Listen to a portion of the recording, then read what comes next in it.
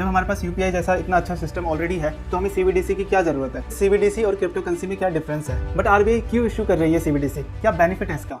हमारे देश में हाल ही में सेंट्रल बैंक ने डिजिटल करेंसी को पायलट प्रोजेक्ट के अंदर लॉन्च किया है और इसको डिजिटल रुपी, ई रुपी और CBDT central bank digital currency का नाम दिया गया है। ये शुरुआत होती है बिटकॉइन और दूसरे क्रिप्टो करेंसीज की पॉपुलैरिटी से, जिसने दुनिया भर के सेंट्रल बैंक्स को डिजिटल करेंसी के बारे में सोचने के लिए मजबूर कर दिया। देखिए, डिजिटल करेंसी की 3 मेन वैरायटी है, crypto currency, stable coins and CBDC central bank digital currency. CBDC physical currency का एक डिजिटल अवतार है। ये एक लीगल टेंडर है जो फिजिकल करेंसी की जगह पे इश्यू होगा। अभी जो डिजिटल मोड में हम अपने बैंक्स में पैसे रखते हैं वो अपनी वैल्यू डिराइव करते हैं फिजिकल करेंसी से, उनकी खुद की कोई वैल्यू नहीं होती। अभी जितने भी ऑनलाइन ट्रांजैक्शंस हम करते हैं they are supported by physical currency. उन एक रुपए के लिए फिजिकल करेंसी इशू किया गया है। बट सीबीडीसी के आ जाने से ये पूरा सिस्टम चेंज हो जाएगा।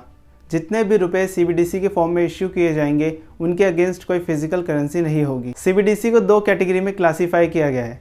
एक है सीबीडीसी होलसेल, जिसका यूज़ ओनली फाइनेंशियल इंस्टीट्यूशंस के द्वारा किया जाएगा, for example bank to bank settlement. और दूसरी कैटेगरी है सीबीडीसी रिटेल, जिसको पर्सन टू मर्चेंट और हमारे और आपके यूज़ के लिए डिज़ाइन किया गया है। आरबीआई ने 1 नवंबर को ई रुपी होलसेल को लॉन्च कर दिया था और 1 दिसंबर से ई रुपी रिटेल को भी लॉन्च कर दिया गया है। हालांकि ये भी पायलट प्रोजेक्ट के अंदर सेलेक्टेड सिटीज़ में कुछ बैंक्स के साथ लॉन्च किया गया है। बट आरबीआई क्यों इशू कर रही है सीबीडीसी, क्या बेनिफिट है इसका। हर साल लगभग हजारों करोड़ सिर्फ नोट्स की प्रिंटिंग पे खर्च हो जाते हैं। अगर हम बात करें फाइनेंशियल ईयर 2022 की, लगभग 5000 करोड़ रुपए सिर्फ नोट्स की प्रिंटिंग पे खर्च किए गए और डीमोनेटाइजेशन के समय फाइनेंशियल ईयर 16-17 में यह आंकड़ा 8000 करोड़ को टच कर गया था। सीबीडीसी के आ जाने से प्रिंटिंग कॉस्ट कम हो जाएगी और इन पैसों का यूज किसी और काम के लिए किया जा सकता है। नोट्स को प्रिंट करने के बाद उन्हें देश के सभी बैंक्स तक, सभी एटीएम्स तक पहुंचाना भी एक बड़ा चैलेंज है और इसमें काफ़ी पैसे खर्च हो जाते हैं। अगर सीबीडीसी भी यूपीआई की तरह सक्सेसफुल रहता है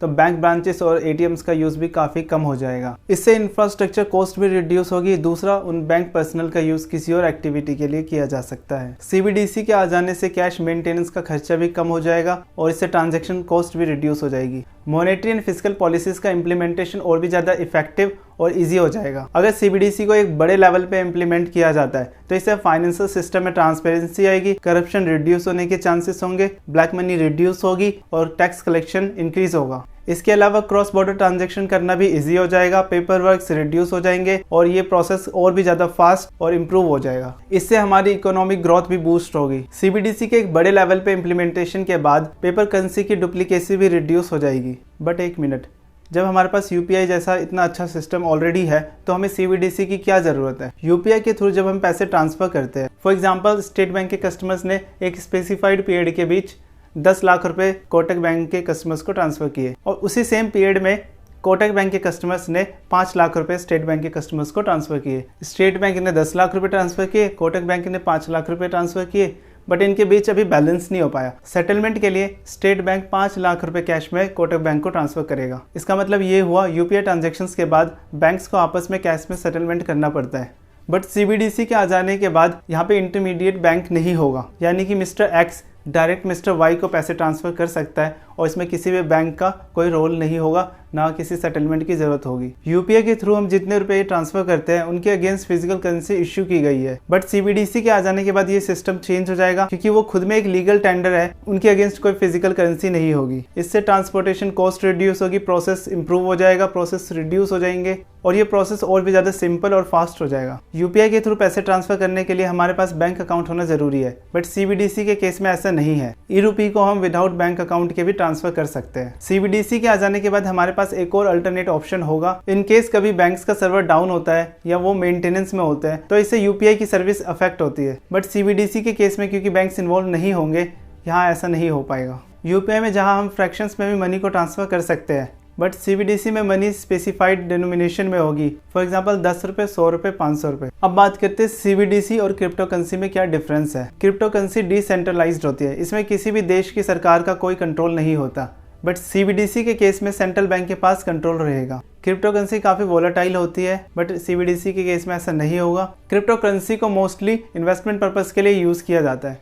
बट CBDC को कैश की जगह पे यूज किया जाएगा। इस साल जब हमारी फाइनेंस मिनिस्टर ने बजट अनाउंस किया था तो उन्होंने कहा था virtual assets including crypto currency, इनसे होने वाली इनकम पे 30% टैक्स रेट एप्लीकेबल होगा। बट CBDC पे किसी भी तरीके का कोई टैक्स नहीं लग सकता। एक तरफ जहां गवर्नमेंट क्रिप्टो करेंसी के यूज को इंडिया में रिड्यूस करना चाहती है, दूसरी तरफ CBDC के मैक्सिमम रीच के लिए लोगों को अवेयर किया जाएगा। बट यहाँ एक बात ध्यान रखने वाली है, ई-रूपी और ई-रूपी ये दोनों अलग है। काफी लोग यहाँ कंफ्यूज हो जाते हैं। ई-रूपी एक वाउचर की तरह है जो स्पेसिफिक यूज के लिए डिजाइन किया गया है। हमारे देश में काफी समय से ये प्रॉब्लम थी, सब्सिडी, चैरिटी, डोनेशन किसी और काम के लिए मिलते थे और उनका यूज किसी और काम के लिए किया जाता था। ऐसी प्रॉब्लम्स को सॉल्व करने के लिए ई-रूपी को डिजाइन किया गया है।